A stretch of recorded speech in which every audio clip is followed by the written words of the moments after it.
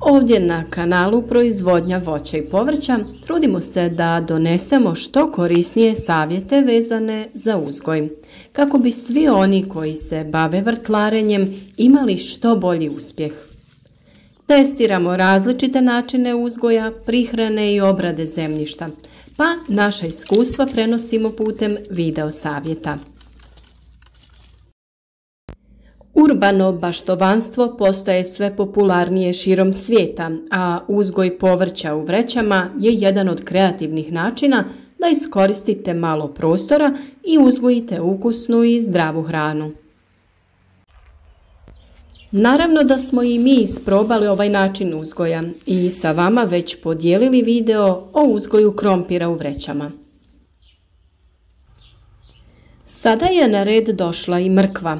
Ostanite s nama i pogledajte kako i vi možete u malom prostoru uzgojiti mrkvu koja će biti krupna, pravilnog oblika i prije svega ukusna.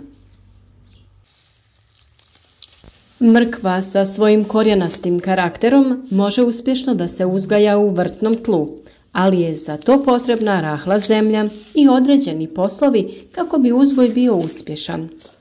Važno je održavati prozračnost tla, razbijati redovno pokoricu i prorijediti nasad kako bi na kraju imali kvalitetnu berbu. O uzgoju mrkve smo već govorili, imate sve potrebne savjete, a prije koji dan smo objavili i video o zimskom načinu uzgoja mrkve.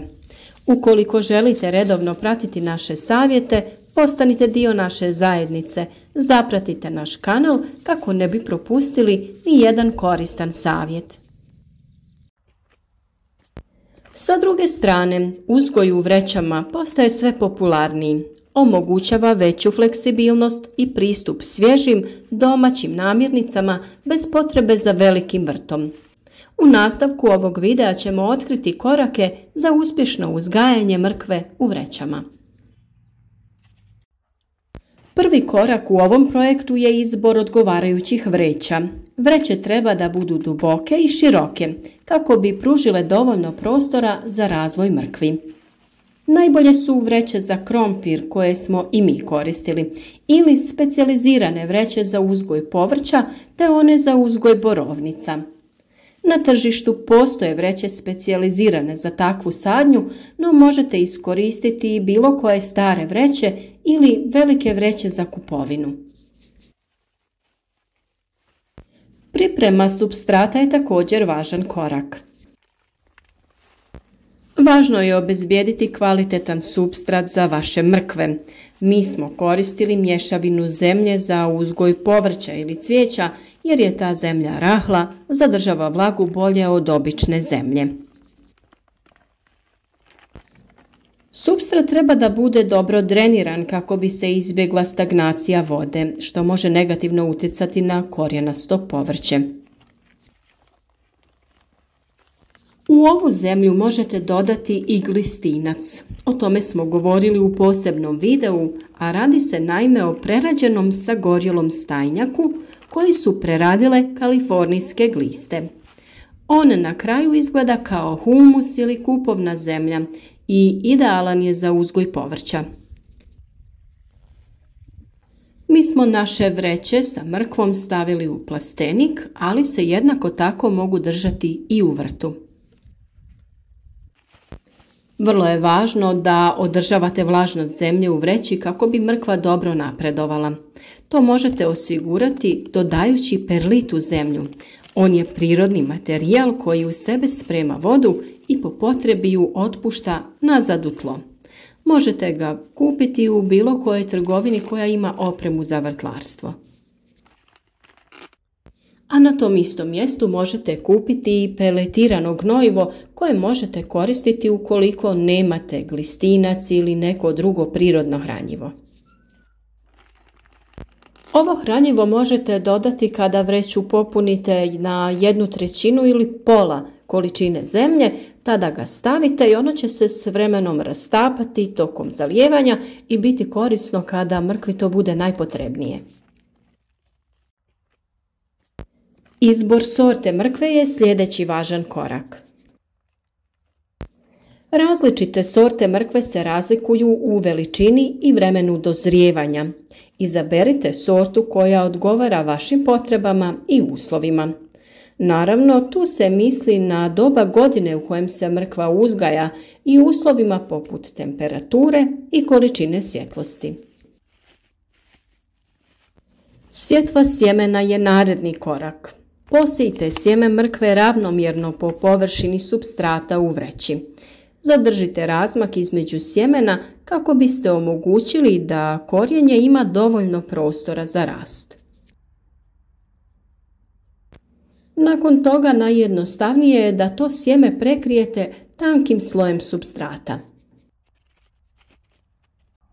Zalijevanje i održavanje su također vrlo važni. Održavanje pravilnog nivoa vlažnosti je ključno za uspješan uzgoj.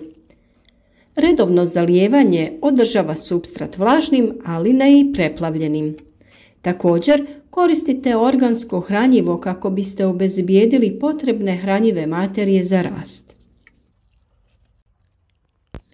Glistinac je za početak sasvim dovoljan, a kada krene razvoj plodova, to jest korijena, možete koristiti neka vodotopiva hranjiva ili pepeo nastao sa gorjevanjem drveta. O svim tim temama se svakako možete informirati na našem kanalu. Svjetlost i temperatura su sljedeći važni faktori. Mrkve vole sunčevu svjetlost, pa je važno postaviti vreće na mjesto gdje će biljke imati najmanje 6 sati sunčeve svjetlosti dnevno. Pratite temperaturu jer mrkve najbolje uspijevaju u temperaturi između 15 i 20 stepeni Celzijusa. Prorjeđivanje nasada je vrlo važno ukoliko želite imati pravilno oblikovane korijene mrkve. Ukoliko niste imali strpljenja ili vremena da sjeme sijete na pravi razmak, tada mrkvu ne štedite, nego ju prorijedite kako bi korist bila višestruka. Sve one mrkve koje izvadite uklonite sa oprezom da ih ne oštetite. Na taj način možete ih iskoristiti da ih presadite na neko drugo mjesto ili u drugu vreću.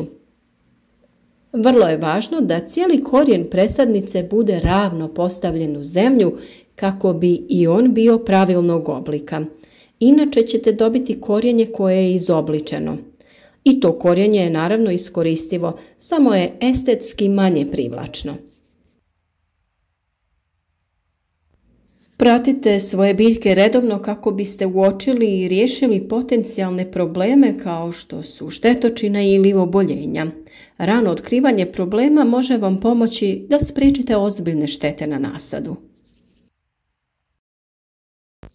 Zavisno o sorti koju ste odabrali, mrkve su obično spremne za berbu nakon 60 do 80 dana.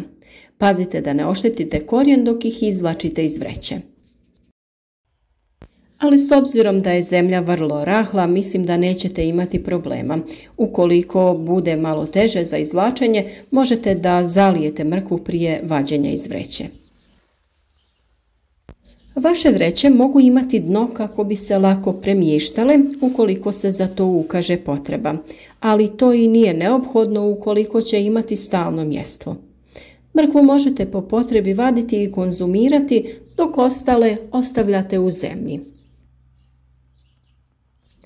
Vreće bez dna ćete lako skinuti i imati pristup ukoliko ćete svu berbu obaviti u isto vrijeme. Nas je svakako ovaj način uzgoja iznenadio, ali i oduševio. Oko nasada nema previše posla, kao što je slučaj kod mrkve koja se uzgaja u tlu. Eventualno prorjeđivanje i redovno zalijevanje su ključni. Mislim da se iz ovih prikazanih kadrova vidi kako je ovaj eksperiment bio uspješan i vjerujem da će nam to preći u redovnu praksu.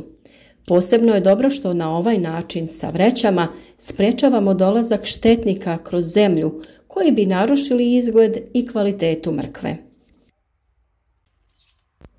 Gajenje mrkve u vrećama može biti zabavno i korisno iskustvo koje vam omogućava da uživate u svježem povrću bez obzira na veličinu vašeg prostora. Slijedite ove korake, budite strpljivi i brzo ćete uživati u sočnim ukusnim mrkvama iz sopstvene bašte. Naš rad i trud nagradite tako što ćete ostaviti like. Pišite nam u komentarima ako ste isprobali ovaj način uzgoja. Preporučite naš kanal prijateljima koji žele biti uspješni u uzgoju biljaka. Do sljedećeg videa šaljemo vam svima puno pozdrava i družimo se i dalje. Zajedno uzgajamo zdravo i kvalitetno voće i povrće.